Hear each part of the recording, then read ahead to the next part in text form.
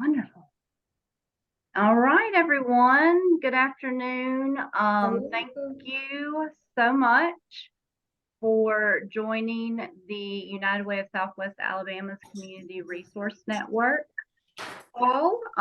This is our 34th gathering, which every single time we get together, I'm just still simply amazed that we have continued this engagement opportunity.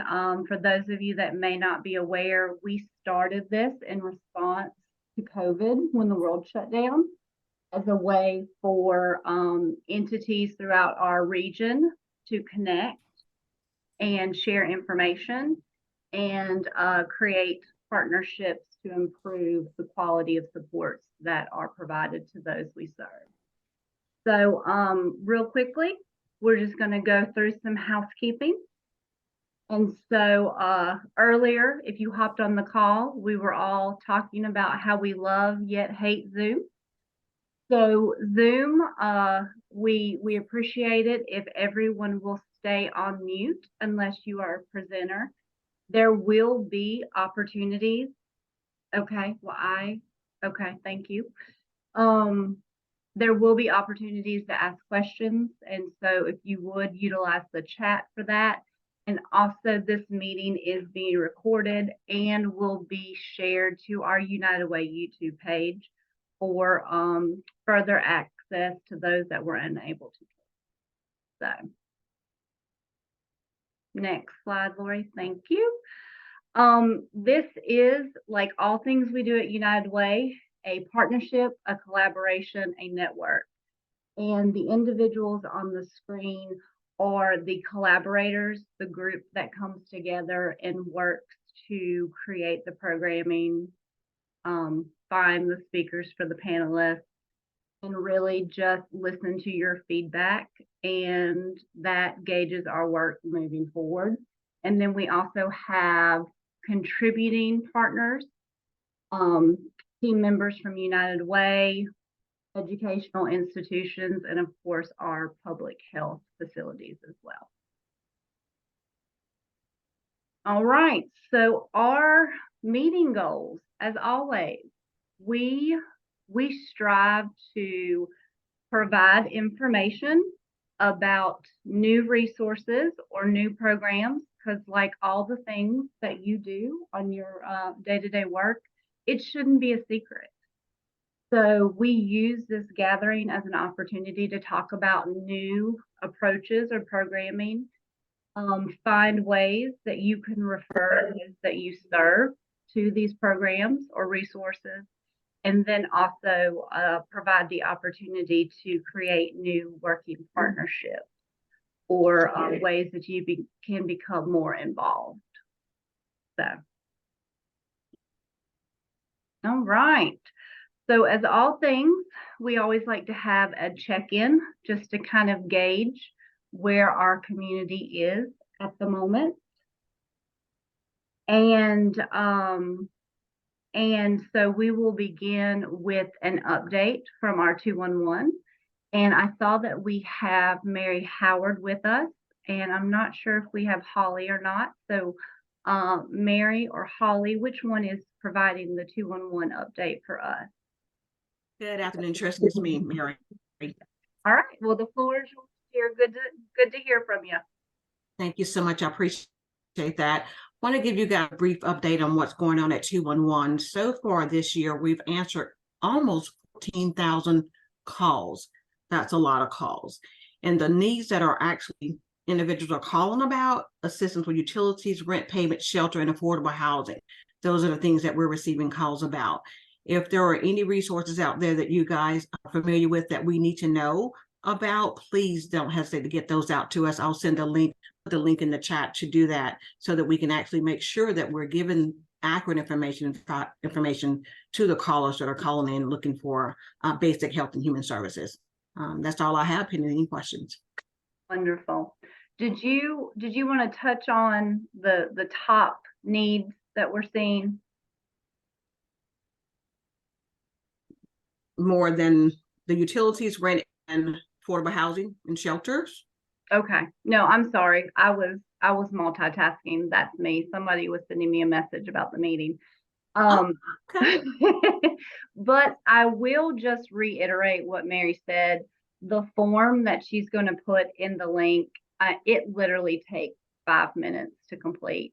They have done an amazing job to streamline how quickly you can update your information or provide information on new programming. So if you have not taken the time, or if you are unsure that your agency has taken the time to complete this form, please do that, because I'm going to steal Mary's line.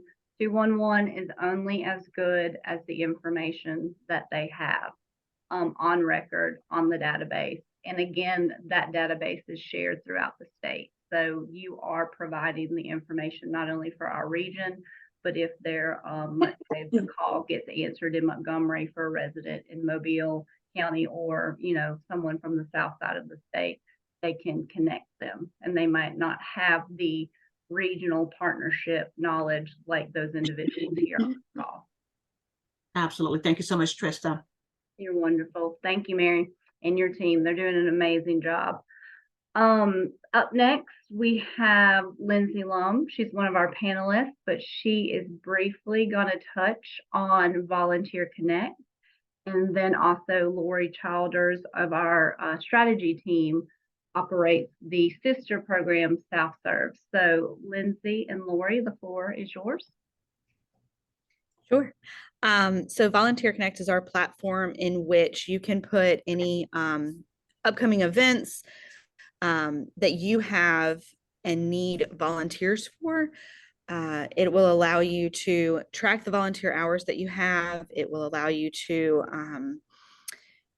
keep track of people who are registering for events. So it gives you a lot of different data points that you can use to plan for the future.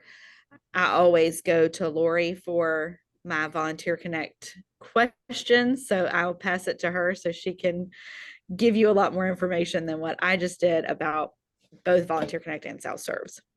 Thank you. So South Serves, sister platform to Volunteer Connect. For those of you that don't know, everything that gets posted in Volunteer Connect automatically appears in South Serves. South Serves being the system for the University of South Alabama. Our students, our faculty, our staff, our USA Health folks. So you can be in one system and get the benefits of both systems without extra work, which is awesome. I'm going to put my contact information in the chat. If you don't use the system but are interested in learning more, if you've had new staff members come on board who need some training related to the system, please don't hesitate to reach out to us. Also, I will just mention, we have a lot of students right now who are trying to get their hours, their service hours in for different class deadlines or different student organization deadlines. So if you are someone who uses Volunteer Connect and South Serves, just do a quick, I'm just going to say a quick plug for going in and approving your volunteer hours. I know sometimes that can be a lot and people sort of do them in batches, but we have a lot of deadlines coming up, especially this week. So if you're somebody who got a little reminder email about hours, if you could carve out a little bit of time to go and approve those, that would really help our students out who are trying to meet some of their deadlines. And again, I'll just put my information in the chat if anybody has any questions or you don't use the system. Thank you. And I'll add too, we have been doing kind of a broad cleanup of Volunteer Connect. So we've been going through to ensure that our current agencies are up to date, that their information is correct, that we have the correct contact person, telephone numbers, et cetera, for each agency. And we've also been making agencies who we have not heard anything from in 5 years or so inactive. So if you have interest in becoming an agency on Volunteer Connect, feel that you have filled out the information to do that, but you're not in the system, please reach out to us and let us know, because it probably means that something that we have for you was inaccurate, or we have reached out and have not been able to get in touch with anybody. So just double check and make sure that your information is correct if you're in there, and let us know of any changes, like Lori said. Yeah, definitely. Wonderful. Thank you both for those updates. Okay, so now we're going to transition to our panel portion of the call. And so this call today is really focusing on services that are available to children and families in our community. It really was spearheaded by Denise Reamer, the lead social worker for the Mobile County Public Schools. She was very impressed with Jessica Davis and the Helping Families Initiative, and she said, Trista, you got to get her on the call. So what Denise asked for, you know, she is a wonderful stakeholder in our community, so we do our best to include those requests. And I personally have had a lot of success working for the Helping Families Initiative in Clark and Washington County. So I'm very, very happy that Jessica has joined us, because I really appreciate an agency that looks at supports through a holistic lens. And so today we have Dr. Deborah Curry with United Way of Southwest Alabama. She is going to speak on the basics of Southwest Alabama, one of our newest programs that we have. And then also Lindsay Lum, which you all just met a moment ago. She is the program manager, as well, she's the outreach and community engagement coordinator for United Way. And here lately, she has taken on a much more involved role in the implementation of the Dolly Parton vaccination program that we facilitate in Choctaw and Mobile counties, thanks to Governor Ivey's new funding stream that was released earlier this year. And then, of course, Jessica Davis, the executive director of the Helping Families Initiative. So what we're going to do this afternoon, I've asked each presenter to provide us with an overview of their program and touch on the goals of this call, and then we will have an opportunity for questions. So Dr. Curry, you are first on the list, so I'm going to let you have the floor. Do you need to share the screen? Do you have anything you wanted to put on the screen for our participants?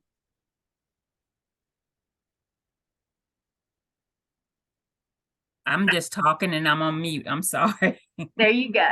No, did you? Yes, I do. Copy of the Okay. letter Central sent out, or G sent out on behalf of Central.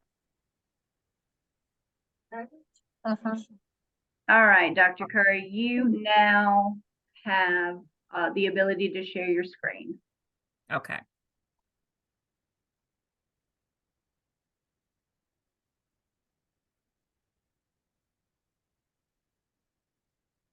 Let me know when you are able to see it.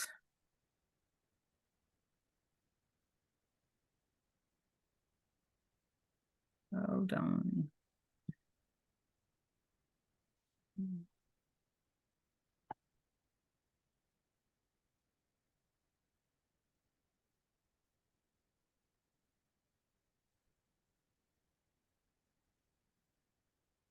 Well,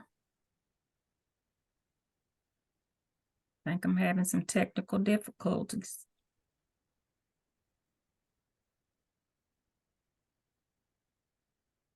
I'll just start talking. Okay.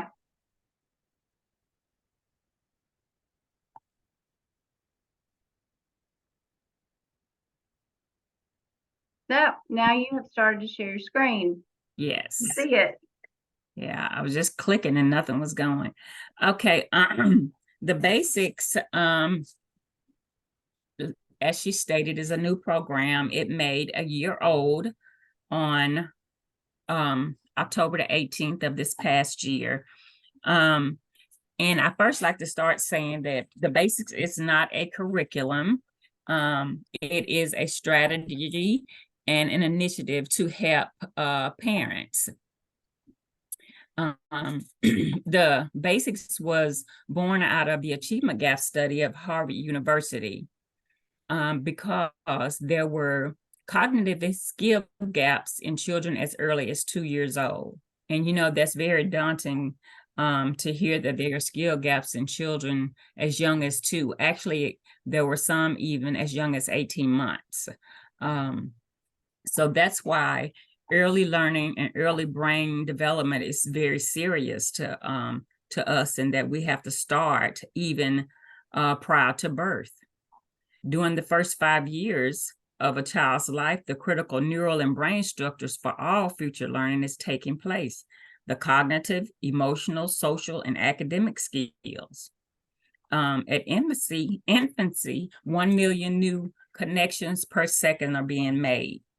And I'm just sharing this data before I get into the basics. The brain at birth is 30% of its adult size. At 12 months, 70% of its adult size. 3 years old, 80%. And at 5 years old, when they're entering kindergarten, it's 90%. That's a lot for a child to be going through during the first 5 years of their life.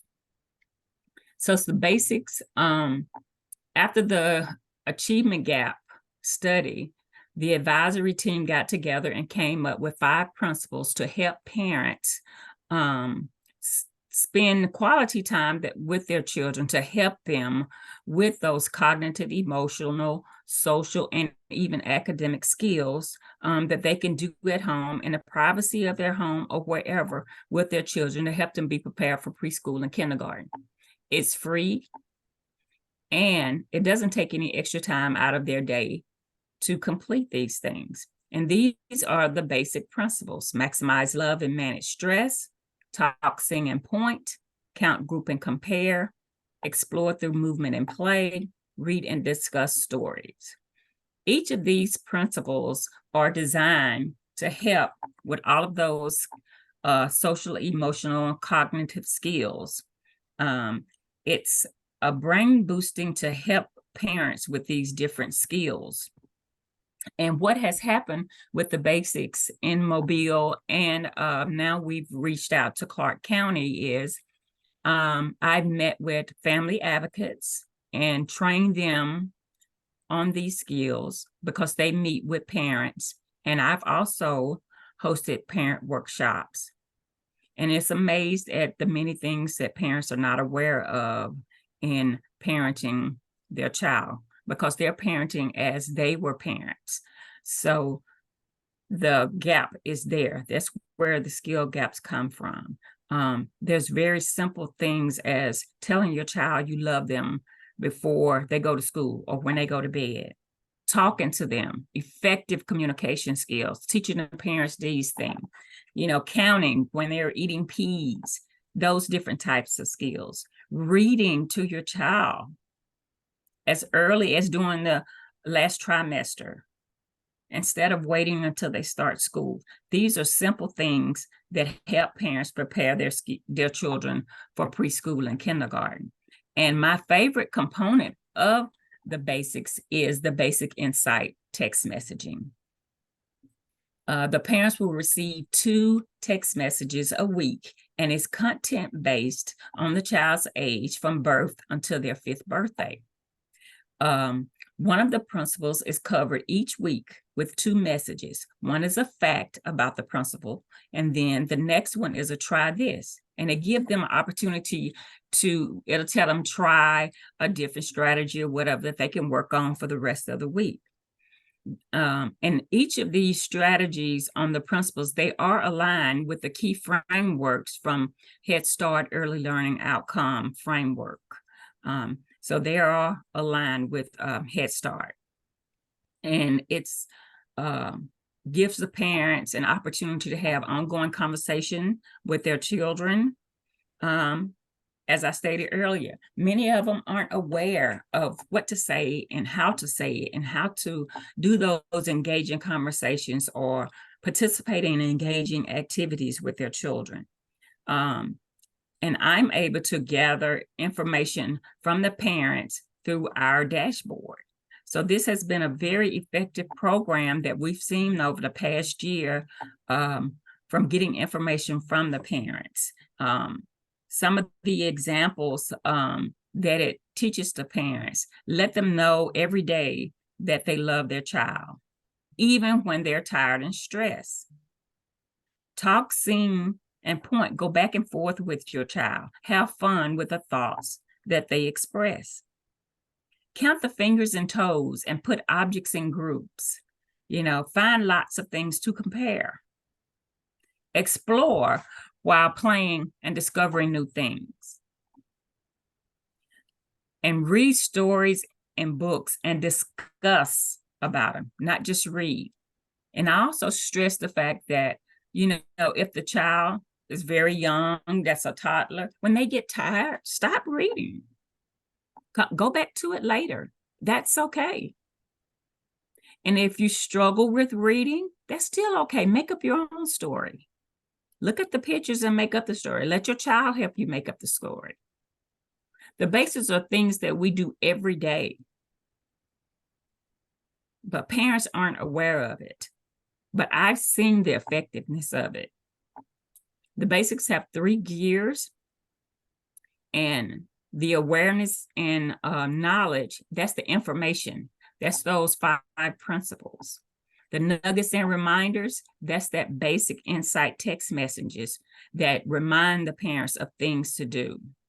And then the opportunities for the trusted providers, that's the family advocates, the daycare worker, the church, the pediatric office. This program is designed for the entire community to work together to let the parents know about good parenting behaviors that will help their children be ready for kindergarten and preschool. This the Basics Brain Boost website. This is a parenting website where they can go on and receive those different tips about each one of those 5 principles. And it's broken down by age, 0 to 12 months, 12 to 36 months, and 36 to 60 months. And that gives the parent, an opportunity to look at. And it's in English and in Spanish. So I know this is just a rough overview of this program, but it's really great. I enjoy doing the parenting workshop. I enjoy doing the family advocates workshops to let the family advocates know what's going on and the parents. So do not hesitate to contact me to get more information. I love to sit down and talk to you, because what none of us can do alone, all of us can do together. Thank you. Wonderful. Thank you, Dr. Curry. Does I anyone? know I went fast, but I didn't want to go over my time. You're fine. Does anyone have any questions for Dr. Curry? Is that a hand? Creola Riches? Oh, that's me. Hi, this is Lois Gwen. Dr. Curry, just a quick question. I heard you say that you will go and talk to groups. Is there a way for us to just share this information with individuals? Could be family members or whoever.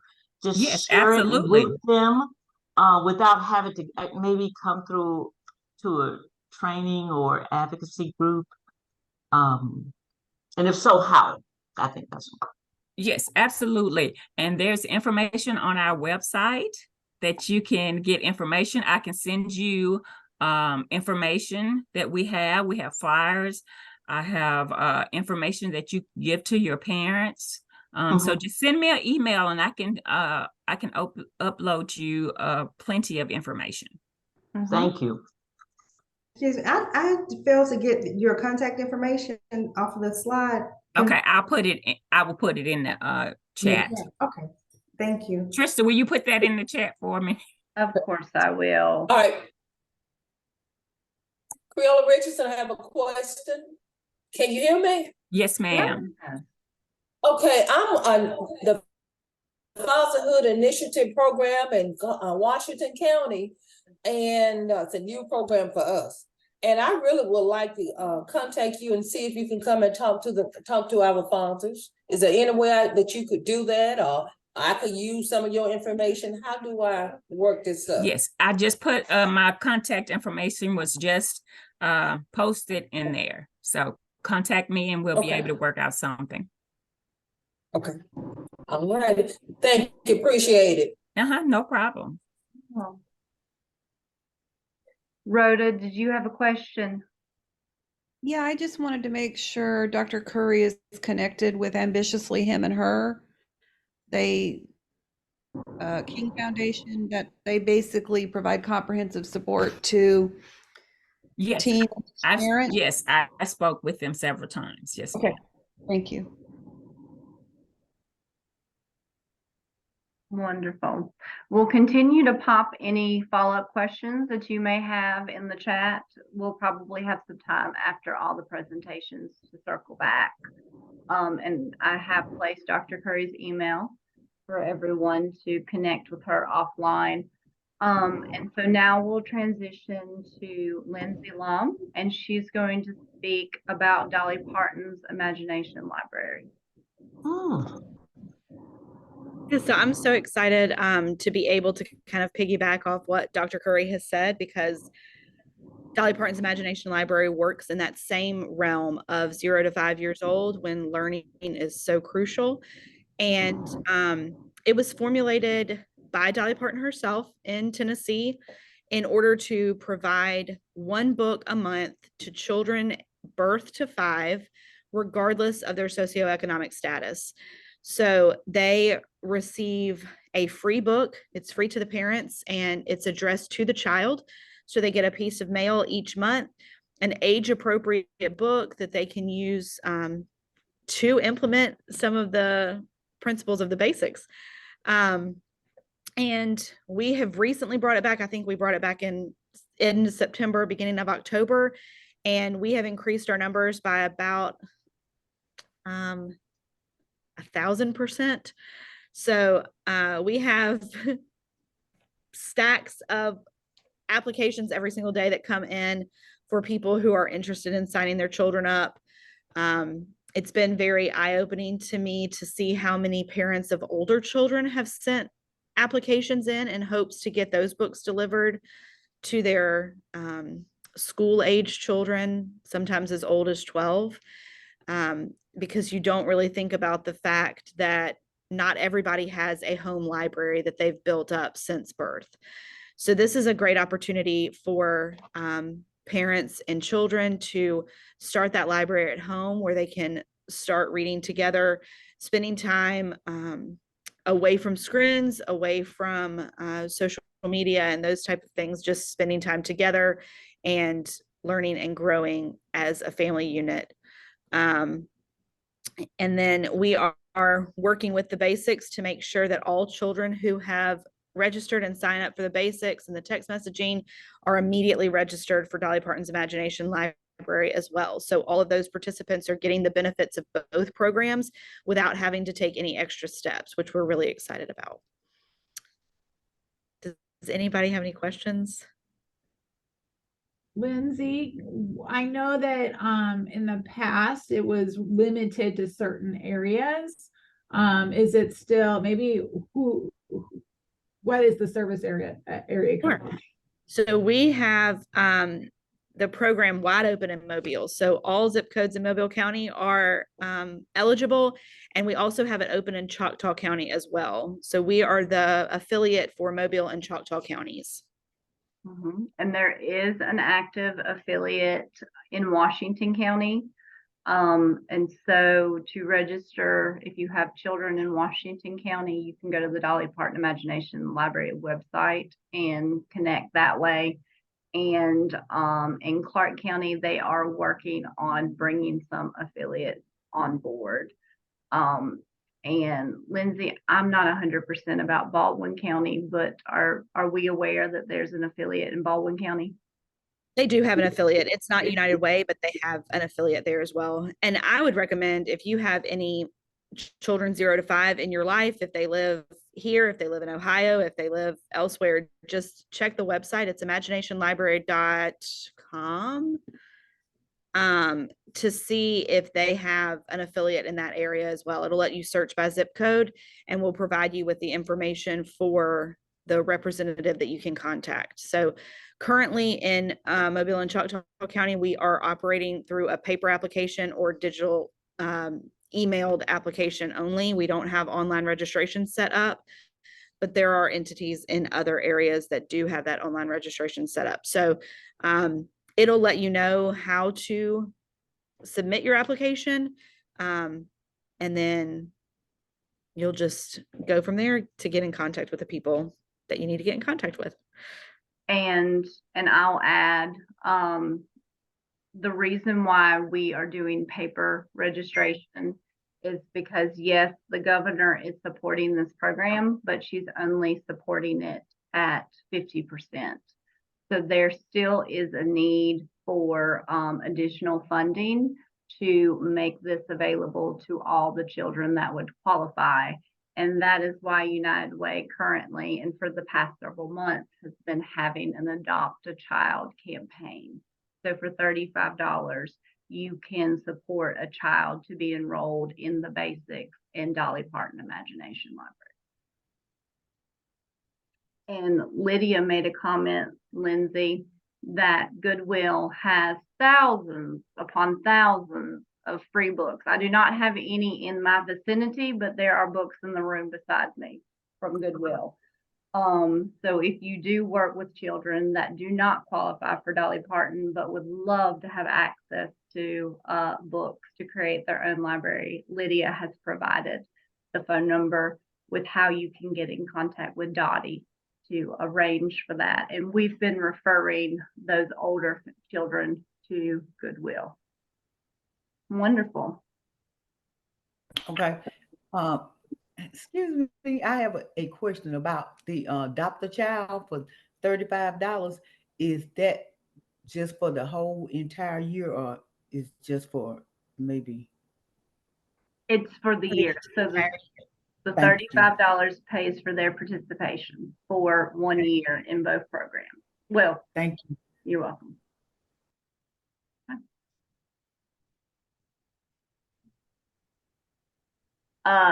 Thank you, Lydia. There was a question about Dottie. Wonderful. And Ms. Richardson, you're wanting information about Dolly Parton Imagination Library as well?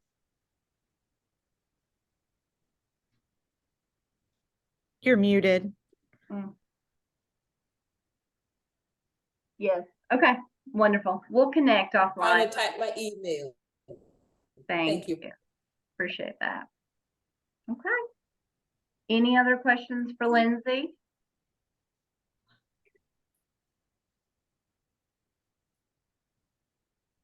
All right. Well, then we will transition to our third panelist, Miss Jessica Davis. She's the Executive Director of the Helping Families Initiative in Mobile County, and this program is sponsored through the district's attorney's office. So, Jessica, let's learn more about the Helping Families Initiative and hopefully give you the opportunity to make some fruitful partnerships through this call as well. Sure. Thank you for having me. I'm Jessica Davis, Executive Director of the Helping Families Initiative, which is the new crime prevention program that is part of the Mobile County District Attorney's Office. Helping Families Initiative was initially brought into place by or developed by John Tyson, who is the former DA in Mobile County. And the program has run pretty much the same way since then. We did have it in Mobile County for a number of years, but then when the next administration took over, they kind of went more into bully blocker instead of the truancy type program. So we have brought HFI back to the DA's office under Mr. Blackwood's administration. And our program, Helping Families Initiative, our focus is to enforce the Mandatory School Attendance Act of Alabama. And this is just that children who are age 6 to 17 have to be enrolled in school, attending regularly, and they have to behave while they're there. And so it really is part of a crime prevention program, because we know that when children drop out of school, or the more that they miss as they move along in school, the less they're going to be there in high school. And it's more likely that they will be part of the juvenile justice system later on. So our goal is just to enforce the Mandatory Attendance School Act, but we do that by working with the local school systems. So in Mobile County, we are working with obviously Mobile County Public School System, Chickasaw, Satsuma, Saraland, and we've added Excel Academy to our list. So we work with those school systems because they found that when HFI was originally developed years ago, and I forgot to tell you, this program is used in district attorney's offices throughout the state of Alabama, and some of those have continued to use them. Some of them are new to this program, and like we are bringing it back. So there is evidence of the program being successful in every county that we've introduced it.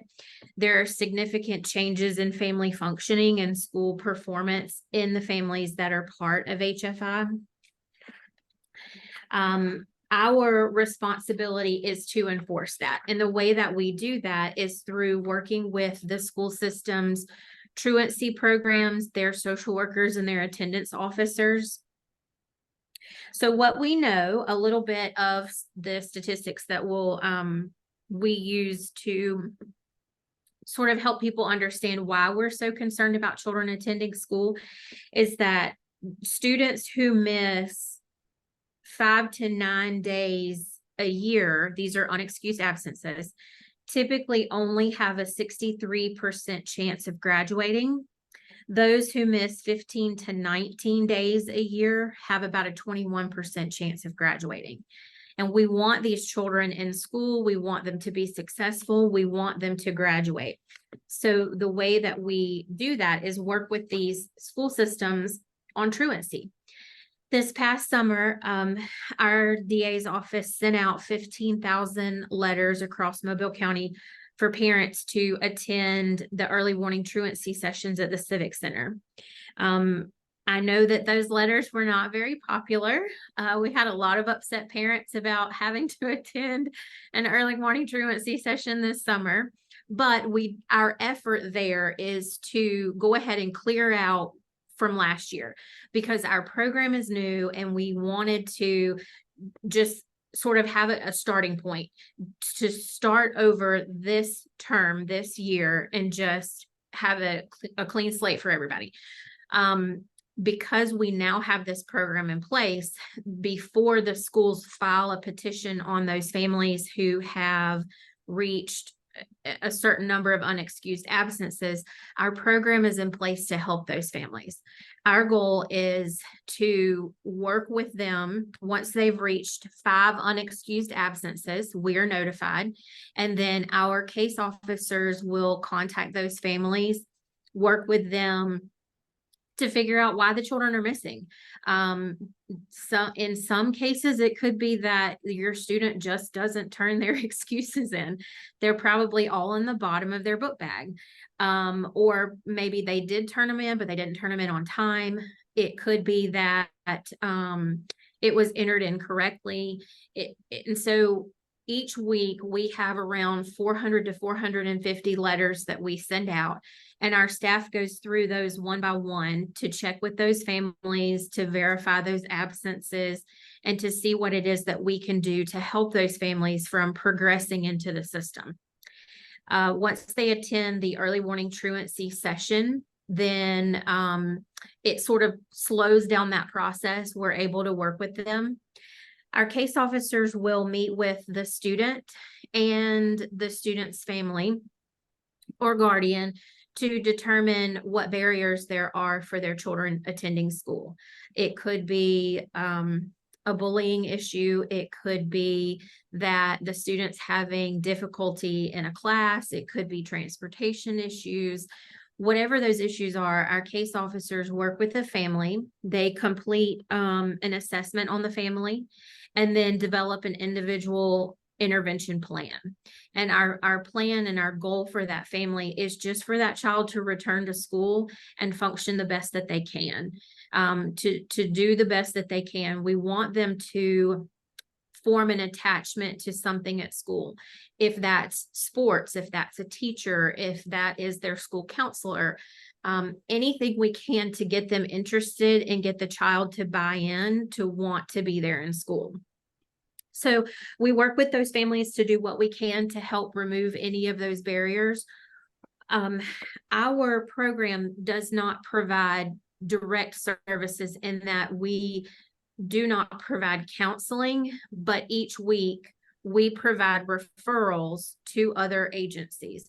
So our program is really the hub for referrals. We meet with that family, and let's say we need to refer them to Housing First, and let's say they meet criteria for maybe the children need Medicaid, or the oldest child may need counseling. Whatever their needs are, we simply refer them to those community resources. And twice a month, our office has an interagency team meeting where we bring in community agencies to talk about those cases that we have where we're just kind of out of ideas. Sometimes we run into families whose issues are very complex, or we may be at a loss as to what step is next. And so during our interagency team meetings, we have those community agencies there, and they can help us determine if there are programs that maybe we just aren't aware of, or if maybe the family meets criteria for a program that they have. And we're able to connect these families to what they need in the community so that their children can return to school and be successful. We currently have several agencies with our interagency team, but we're always looking for other community agencies to join us so that we can make sure these families are connected to your agencies, and that we have the opportunity to refer them to you guys for anything that may be helpful for this family. So our referrals come from the school system. They don't typically come from the community unless a family calls us or the school tells the family about our program. But if you have any questions about our program, or if there's anything that we can do to be to kind of gain awareness, or any community events, we would certainly love to be there. Just reach out to me or any of our case officers, and we'd be happy to join you guys. Thank you so much. Wonderful. Thank you. Do you have any gaps as it relates to agencies that you would like to get connected with? Yes. I think some of the things that I think our families struggle with a lot are transportation issues. For those who may fall into, especially in the more rural parts of the county, or those that may fall into, they're within the 2 miles of a school, but having, maybe your first grader walk 2 miles to school and back every day is quite a lot. And most parents, wouldn't want that to happen. So I think transportation is one of our issues. Mental health services can be one of those issues. We do have people that we refer the families to. I'm trying to think if there are any gaps. We have, for our interagency team, we do have representatives from Gulf Coast Family Center, from Lifelines, Penelope House, from Boys and Girls Club, Drug Education Council. I'm trying to think of who else.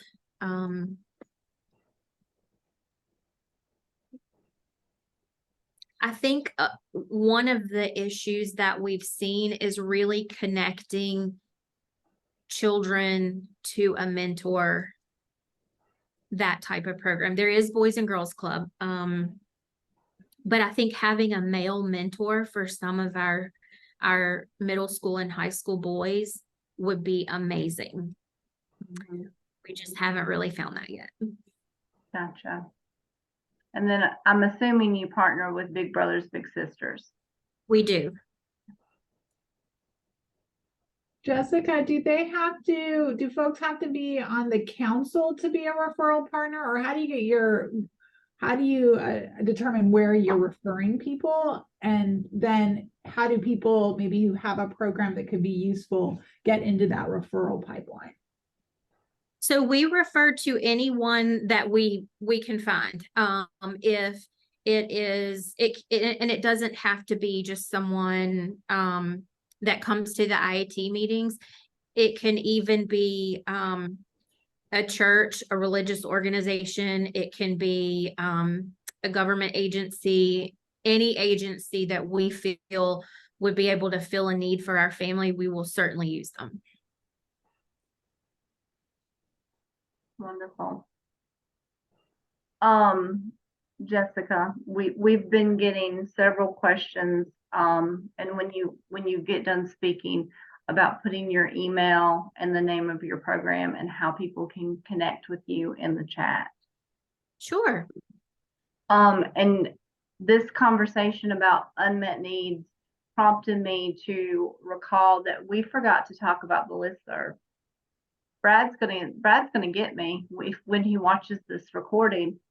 But we utilize the Mobile Area Orgs listserv to pose questions about unmet needs, and then also share resources. So Jessica, if you are not plugged into that, we need to get you plugged in. That way, if your team faces a situation, that they can connect with this group, and not just the people on this call, but the network itself. And so if you're not a member, here's my shameless plug. You need to join the Mobile Area Org listserv, and I'll put that address in the chat. But group, are there any additional questions for Jessica? Who's funding this program? So our funding comes from the Volunteers of America partially, and it also comes from the local school systems.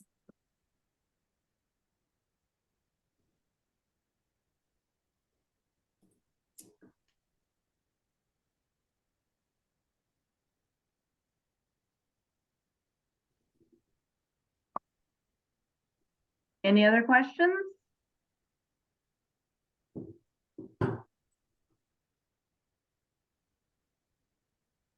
It's a very quiet group today, guys. I've placed in the chat the Mobile Area Orgs. That's the email address that you utilize. You just simply send an email to that address, and then we will get you approved to join the listserv. Currently, we have over 120 individuals that receive our messaging. And so when you're on that listserv, you send one email and it goes to all of those individuals. Do be mindful, though, that whenever you send something via the listserv, let's say you're having an event and you attach a flyer, we do have individuals that have additional support needs that are members of our listserv. So kindly put the details of what is on your flyer in your message. Just, the quick who, what, when, where, why, because they may not be able to read your flyer if it's a JPEG, or sometimes we all have technical difficulties and sometimes the attachments do not open correctly. So just be mindful when sharing information. Are there? I have a couple of questions. Questions. One related to Imagination Library. Since you guys are still doing paper registration, do folks need to download that from online, or is there a way, like if people want to do sign up with the folks in their organization or the students that they're working with to get registration forms? I'm more than willing to take forms to anybody who needs them. I can also email forms or they can get them online. They can pull them off. But I have a fillable document. I don't know if the one that is on the website is fillable, but I have one that I created in Adobe. So if they wanted to do multiples, they could use the fillable document if that would be easier. And then Jessica, I know you said the folks didn't have to be on the task force to be a referral, but is there somewhere that people can go if they are a resource to let you know that they're a potential resource, maybe if they haven't worked with you before? Sure. If you want to just email that information to me, sometimes we have people come and meet with our case officers just to talk about the programs, or if my director's also on this as well. His name is Brian Hughes. When either of us attend something and learn about new programs, we bring that back for our case officers so that they're aware of what's in the community. But if you want to email something to me, I will certainly pass that along and make sure that the whole team knows about the resource.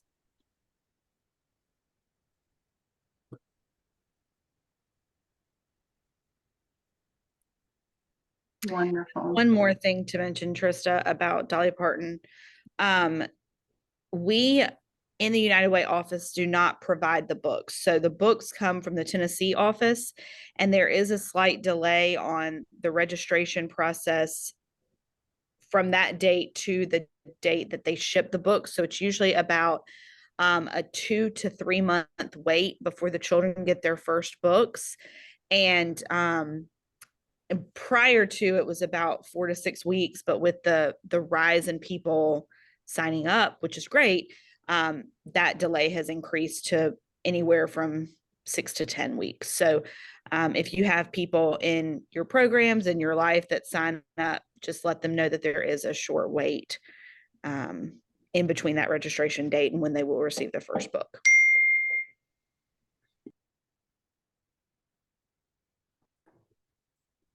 Thank you, Lindsay.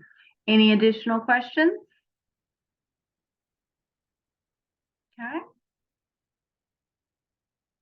Lori, I'll let you put the PowerPoint back up. We're going to wrap up early today, everyone. That's exciting. All right. So we talked about the listserv and we talked about the network, but we want to ensure that everyone has a seat at the table. So if there's someone that you feel like is missing or needs to be included or invited, please, by all means, share that information with us. You can pop it in the chat. Also, as you receive the Mobile Area Org's email, you can reach out to me directly or Brad Martin and say, hey, can you connect so-and-so with this group? We've done that multiple times throughout this process, and it really is very easy and is not a difficult thing at all. But we just want to ensure that everyone is included because we don't want anyone to feel left out. And again, we do not want to keep what we are doing as a group and what you guys are doing as entities, nonprofit entities or service entities, a secret, because that's not doing anyone any good in our community. Oh, that's me. The poll. All right. So just share your feedback. Was this meeting helpful? We're trying to gauge interest in what topics we should discuss in the future. And I hope the poll works because I kind of created a new poll. Zoom, it gave me an option. I went with it. And then also we are planning on having our next meeting on March the 6th because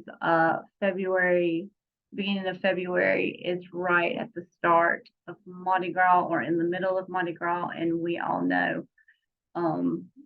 that might not be the most ideal time to have a gathering of the minds. So we're gonna wait until March to come back together.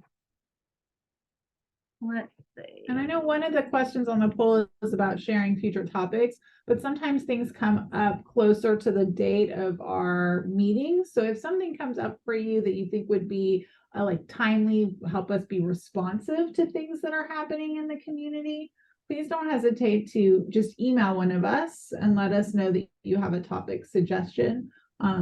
We like to be responsive to all of you and also be timely.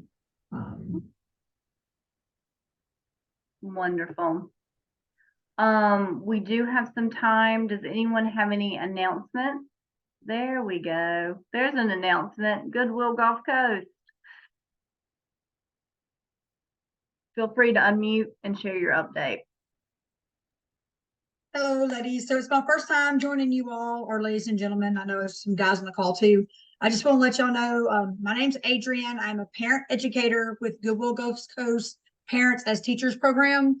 So we serve families in Mobile County that have prenatal through, we serve through age 5. We're currently trying to enroll at 3 and under. That way we have time to spend with the families. It's an in-home parenting support program. So we actually, a lot of things that we were talking about in the basics, which is actually the resource I gave all my families this month. We help parents actually put that into play. So we show them ways to entertain their kids, ways to interact, put that device down. We also go a step further and teach them about child development and help them set goals in family well-being. So making sure they have adequate housing, helping connect them with different agencies around the area that would help them with employment or education skills. So we've got several open spots right now. We were able to increase our funding, therefore increase our caseload this year. And so if you go to that link right there, it'll take you straight to the form. I believe there's also a QR code on that website that will give anybody who wants some more information. And we would love to have referrals from all of you who see those families that have those kiddos. Wonderful. Thank you for sharing. Any other organization have an update or an event coming up that you would like to share with the group?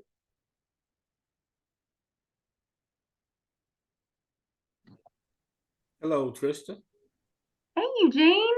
Look, me and you spoke earlier about some books. Are we still on pace with those books? Remember those books we talked about earlier in the school year? Yes, I can get you some books, or you can just take me out of the equation and go to the Goodwill and see Dottie. Okay, all right. I just know we talked about it. Or I'll gladly come and visit you. I know where to find you. Oh yeah, I'm not hard to find. Not these days. Okay, that's all. I'm good. Thanks, Eugene.